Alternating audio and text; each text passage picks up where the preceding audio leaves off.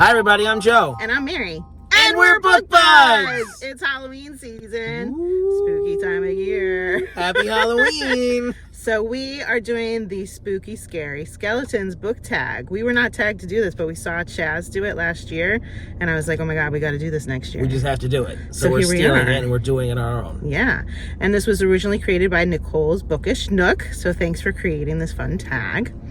Ready to answer some questions? Yeah, let's go. All right. Witchy Mayhem. Name a book that you loved or hated about witches. Okay, I'll go first. The Witching Hour by Anne Rice. Loved or hated? Loved it. It was a huge, tome that spanned generations of the Mayfair witches. I've told you should read this in the past. Know. And I really think that you should because it's so good. This family of witches are, guided by this spirit named Lasher. And then later on, I think he gets his own book. I haven't continued. It's a very long book. And it kind of crosses over at some point into the world of Interview with the Vampire. Yeah, okay. Yeah. So, cool. Such a great read. I should really put that on my reading list. And I would probably reread it with you. Okay, good to know. All right, I put The Discovery of Witches. Loved it. Originally it was a trilogy, and it was by Deborah Harkness. And I read all 3 books, and I was on fire. I was so excited about this book. There was a vampire and a witch. The witch was hanging out in the library and noticed the vampire, and they weren't supposed to like each other and communicate. And there was this book. Yeah, what was that document called? I don't know. Ashmole. You expect me to remember? This was a long time ago, but I just remember that document. There was a book that was they said it 9,000 skin times. and it could bleed and whatever. I don't know. It was really cool. You read this story? I read the first one. Oh, okay. I loved it. So there was a new book that came out recently, and it was the 5th book. And I went to read it, and I'm I'm not remembering any of these names. I don't feel like I can read this right now. And then thank God I didn't, because I looked. There was a 4th book that I never read. Yeah. So I need to revisit and then read 4 and 5. Okay. Did you watch the show? No, I didn't even know there was a show. There's a show. Yeah, wow. I'm out of touch with these things. Yeah. That's why you have me. I know, my book bud. Okay, number 2, The Pumpkin King, a fiction book about a spooky main character. I had a hard time picking this, so I chose Gwendy's Button Box by Stephen King because I consider the box almost to be a main character. Was there a lot of character development for that character? I mean, it really kept you guessing. That box freaked me out. You didn't know what was going to be coming from it, and it just it really kept this unrest in me through the whole book. So that's the answer I'm going with. Don't things happen in the world? Yes. So there's buttons that you can push, and you can get a chocolate. A Turkish delight at the side, and it gives you a great day. Or there's other buttons you can push that could open up a black hole somewhere, and a tsunami could hit or something like that. And it's all your fault. Yeah. That's quite spooky for that main character. It was creepy. All right, so I chose The Nightmare House by Sarah Allen. It's a little bit of a younger read, but it was creepy, and it's about Penny Hope, who confronts a supernatural foe called the Fear Maker, and the Fear Maker sucks your soul out, and he has red eyes. He's very tall and skinny and scary, and when he sucks your soul out, then it leaves your eyes leaving them hollow and empty, so who's been taken by him. Wow. Because they're walking around with no eyes. Creepy. That's like Stranger Things. Yeah. Creepy. All right, number 3, Orange Fever, a book with the word orange in the title, or a book with an orange cover. Okay, I was so excited. I'm gonna just go for it here. I was so excited for this prompt because I just think I found our newest series that we're gonna love. Oh, okay. You're gonna love this. I'm excited. Okay, so for this prompt, I found Blood Orange by Karina Halley. Okay, so you haven't read it yet. I haven't read it. Okay. I know I'm cheating a little bit, but it was a very specific prompt. Yeah. So listen to this. Okay, it's a Dracula retelling. Okay. And I checked out the audiobook and I already downloaded it, and he sounds exactly like Dracula. He's doing the accent. It's perfect for October. Nice. Okay, so Dahlia, love that they had that name. Dahlia's parents were killed by vampires. Okay, and then she grew up under the Witches Guild. They trained her to kill vampires. So they sent her to Venice in Italy to kill this notorious vampire. centuries old. And he is the real life inspiration for Bram Stoker's Dracula. Okay. So the book opens with like this vampire dude talking about like how Bram Stoker like, you know, blew up everything out of proportion and like, you know, made up his own stuff. Uh-huh. So she's there to kill him, but she goes under a glamour spell. We know what that is. Uh-huh. To change her. So the vampire doesn't know that she is a reincarnation of his long lost love from centuries and centuries ago. Sounds good. And she's trying to kill him, but they were in love in the past. Wow. So will their love come through all of this stuff? Yes, it will, and Mary will be happy.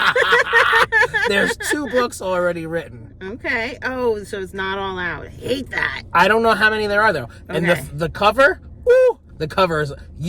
You got to look into this. Okay. All right? I'm starting the audiobook soon. So if you're interested, jump on with me. Wow. My answer is so much less exciting. Is it the Clockwork Orange? It is the Clockwork Oh, Mary! I mean, orange has to be in the title. What else am I going to do? Oh, no. I knew that was going to be your answer. Obviously. Avi. I mean, okay, what can I say about this? Like, I saw the movie long before I ever read the book. And it's, you know, it's like disturbing. It's about like a criminal. It does all sorts of disturbing acts. And as I was listening to the audiobook, as I'm listening to it, I'm like, wow, this is really like overdone with the like grotesque stuff. And like, it's so evil and like malicious. I'm like, why did they write a book like this? Why am I reading a book like this? Yeah. And I'm like, is there going to be any moral? And then thankfully, like as it progressed, I'm like, oh, okay. I'm like, I'm better with it now.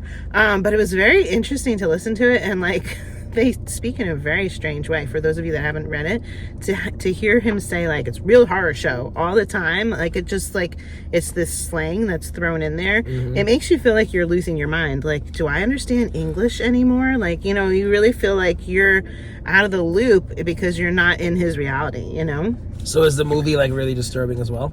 I saw it a long time ago. I mean, there's bad weird, stuff right? that they do in there. Yeah. You didn't see the movie? No, I've always wanted to see it. I don't feel like it was super disturbing. It was just, you know, they do bad stuff. Anyway, so that was my answer. Sorry. Clockwork Orange. So predictable. Oh, sorry. Okay, number 4, Ghouls and Ghosts, a book you love about ghouls or ghosts. Okay, so I'm going to go with Ghosts, Under the Whispering Door by T.J. Klune. We have to throw him into this tag, always. You know? So this was one of his books that I feel like people were very aware of right after Cerulean Sea, so some of you guys might have read it, but if you haven't, it's about a guy who dies, and the beginning of the book cracks me up because when he dies, he like, is he the guy that's interviewing? Yes, the guy that dies is the guy that's like he's asking the secretary for all these things, and he's like pissed off at her. That's the guy that dies, right? Yeah. Okay, so the beginning of the book cracks me up because you love it. Before he dies, he's like a real ass, and he's so mean to his secretary. He makes her cry, and it's just the whole interaction is hysterical. And then he dies. Okay, and so the whole book is about him trying to cross over, like through the pearly gates or whatever. But you come to a tea shop, and you're just like in waiting, trying to see if you were able to go on, and it becomes so beautiful. This guy who was like a total jackass that we did not like at all in the beginning of the book, you really root for him and the relationships that he's developing with these other like keepers of the shop and the gates of wherever, you know. And it's just so moving. It's just an amazing gift of a book, really. Is this the book where they're like tethered by their chest with like almost like a rope together? Did they have that? Because that was in Wolf's Song, big time. Who was he tethered to in Under the Whispering Door? Wasn't he floating above him in the bed, and they had like a romantic moment? Yes, at the end. That was the very end. You want to spoil it? Sorry, but that they were tethered. They had the thing. I don't remember the thing. You don't remember that part in the book? No. It's part of it. But it was a beautiful moment at the end, guys. Where they were tethered together. They were tethered. All right. So that's my choice. All right, so my book is Nathaniel by John Saul. And it's perfect for October. It is, okay, so the town is called Prairie Bend, and it's a little bit like a folklore type of a thing, because Prairie Bend has like this famous like spirit that like haunts the town or whatever, called Nathaniel, a little boy who like is like doing stuff, whatever. So It's a little bit of a slow burn. It's kind of classic John Saul. I didn't mind it. Some people don't like it. I like it. I think it's great. I think it's a fun Halloween tale. Check it out. Nathaniel's the ghost. He comes and things happen. Okay. All right, number 5, Horrible Horrors. Your least favorite horror, thriller, or mystery book? Okay, so I have a thriller that wasn't too good. I'm liking Frida McFadden. Mm-hmm. I read One by One by her, and it was just It was like wah, wah. I don't know. It was like just very underwhelming. It was very short. It was like not even 300 pages. I don't even think close to 300 pages. I'm like, why is this book so short? It felt like just very incomplete. It was like an overused trope. They're dying one by one. They're in the woods. Everybody disappears one by one, and I don't even remember the twist because it was just so forgettable. I'm like, Frida, what'd you do? Was it like one of her early books, or she just, rushed to get this out later? No, it was. It's not recent. It's like a couple years in the past. Yeah. I don't know exactly when, but yeah, I don't know. I was disappointed. I'm sorry. Yeah. All right, mine is a particularly old book. I don't know when this came out. The Invisible Man by H.G. Wells. That's like super old, right? Yeah, and it's like, isn't that like a classic? Ugh, classic crap. I can't with you. It's so terrible. Classic crap. My wolf thing is all messed up. Fix it over there. You look Fix messy. it. So my daughter had to read. Well, I'm getting lice. My daughter had to read. I don't remember if they put this in like a science fiction section or what at school, or if it was during classics. I feel like she had to read science fiction. It was just terrible. And so I read it alongside her because, when the assignment comes up and it's like, Mom, I don't know what the character blah blah was, then I'll have like a clue and be able to help her out. We were both so miserable. We'd be reading side by side. We'd finish a chapter. We'd look at each other and just go, ugh. Isn't that the book that I had that I was unhauling because I had a new version and an old version? I don't think so. I would have said something about it. No, that was was so bad. Right. So like this guy was invisible. If you don't know the story, like I don't remember if he did something like scientifically wise. I think he was like a chemist and something went wrong, and he turned himself invisible. And he was just a real a-hole and would go around and like, be a jerk about things. I think I did. And I don't know, ran through the town and he was naked. I don't know. It was so bad. It was so bad. I hated it. Wow. Yeah. Okay. All right. And there you have it. Okay, ready for number 6? Mm-hmm. Gothic Wonders, a favorite Gothic-themed book you've read in the past 5 years. So I just ignored the 5-year part. Yeah, just ignore. So I'm going with an Edgar Allan Poe. I loved reading his stuff when I was in high school, and out of all of his works that I read back then, my favorite was The Telltale Heart. Yeah. It just had me like on edge, like the pounding heart in the walls and all that, and you're like, oh my god, they're gonna hear it, they're gonna know. It was just so creepy. It kept me just like feeling like unsettled and all the time. It was great. I loved it. It was a great creepy read. That is a good one. I like that one. Yeah. How about you? All right, I got The Turn of the Screw by Henry James. This is a classic work of psychological horror written in 1898, and it's famous, and we don't even know it because a lot of shows and a lot of movies have been adapted, and if you pay attention at the end, it says based on The Turn of the Screw, and it just keeps coming up and keeps coming up, and I've heard about it so much in like pop culture or just like the reading world, the movie world, whatever. It's about a governess who accepts a job in a crumbling old house, and it's filled with ghosts, and she's looking after 2 kids, and it's a whole ghost story. Awesome. Yeah. Creepy. Okay, number 7, Magic and Potions, a fiction or nonfiction book about magic and potions. All right, so I kind of went back to my childhood about this one. I've never mentioned this before on the channel. Have you ever heard of or read 5th Grade Magic and More 5th Grade Magic? No. By Beatrice Gormley. I just remember it. It's about a bunch of 5th graders who pull a Freaky Friday and something happens, magic, and they switch bodies. And it's just like a fun little 5th grade magical romp. And I just still remember it, so. That's nice. Yeah. All right. I went with a Harry Potter for this one. Woohoo! The Half-Blood Prince. Of all the books in Harry Potter, I think the Half-Blood Prince is my favorite. Oh, I think I have to agree. It was just so phenomenal. Good. And like, is that the last one? No, it's the second to last. What's the last one? I don't remember the Deathly Hallows. Okay. Is that what it was? I love both of those so much. Yeah.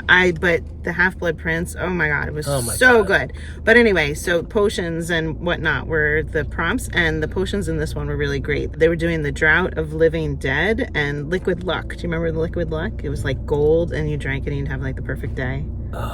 And it, worked into the plot of the story and everything. Yeah. But they brewed a lot of potions. They were always brewing potions in the books, but I feel like that one was it was more prominent in that one. Did you ever listen to these?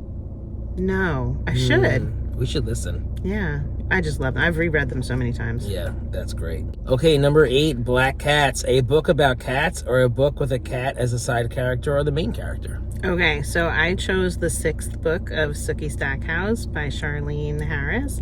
It's called Definitely Dead.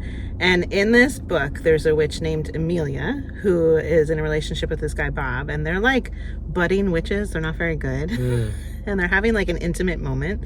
And she turns him into a cat. And she can't turn him back. Oh, of course not. So now the cat that's roaming around the house is called Bob, which is just hilarious. And Bob! Poor Bob. I mean, like, he just, like, looks at them and glares and meows. And then Amelia starts dating somebody else. So I think, like, he peed in her bed and whatever. It was just hilarious. So this poor guy was about to get some, and then he was turned into a pussycat? Yes. I can't. What is that? It was great. Poor Bob. Anytime Bob was on the scene as a cat, I just chuckled. It was so funny. So he's forever Bob the cat? I think it took more than just that book. I feel like it wasn't until a later book that he got turned back. Oh, that's hysterical. It was funny. I like that. That's good. What cats you got? All right, we got Time Cat by Lloyd Alexander. One of my younger reads. I love Lloyd Alexander. It's a lot of L's. Jason learns that his cat can talk, and he has powers, and he is able to time travel back to like 9 different points in history, hence 9 lives. And they start in ancient Egypt. Cool. Okay, and the last question, number 9, Spooky Scary Skeletons, a book that sent shivers down your spine. All right, so the scariest book that I read recently is Gone to See the Riverman by Christopher Triana, and that was just very creepy. It's about a woman who's obsessed with a serial killer. She goes to see him in jail. He gives her an assignment to go to his like shack in the woods and get something and deliver it to this mysterious riverman. And it's scary, guys. It's scary. And there's some disgusting points in there too. Very right? disgusting. I'm still scared. Creepy. So when I was thinking of something creepy, I thought of The Last Harvest by Kim Liggett. So I don't know if you remember all the details of this one, but there was like some weird stuff happening. You didn't really quite know what to make of it, like this magical stuff happening. Goats, and there was like a cow that ended up like dead in a field as like she's plowing, and all of a sudden it's like, or he, I don't remember if it was a she or a he. It's dead, and it's like, well, I didn't kill it, like why is it there, and all this blood, and then like people are doing like a ritual with this cow and this blood, and there's this little kid that's all creepy, and she's like swinging and singing a song. Oh yeah. Yeah, we so still remember creepy. That. So creepy. Very creepy. Definitely shivers down the spine. Yes. All right, now we have to tag some folks. It is the Halloween season, so if you don't get to this now and you want to save this tag for next year, that's cool too. But it's a fun one. So who are we tagging? All right, we got some friends here. CG rated books. Do it. Albert the Conjugator. I love these guys. The Mild Rumpus. All right. Anybody else? And Kevin Toll Reads. So have fun with it, guys. We'd love to see your answers. And if anybody's watching that doesn't have a channel, tell us how you would answer some of these questions. And happy Halloween! If you're enjoying Book Buds, give us a thumbs up. And share us with your friends. And subscribe to our channel. Book Buds! Aren't tags so much fun? Tag us! Or I picked this up from the free site this morning. Look, you could be a werewolf. And your arms just have to go in here. Your little kid arms. Wow. This is made for a child. Okay. but you can just put it on You your think head. that's gonna work? You put it on your head. Like Am I that. gonna get lice? No! Did you check it? If you were gonna get lice now, you have it already. I know. Jesus, Mary, I'm gonna fucking come and shake my head on you. Oh, Jesus, now I have to check it. You're freaking me out. You're freaking me out. That's fun. What is that? What is that? What is that? I don't know. Don't freak it on me. In my car. Put it out the window. I could use it.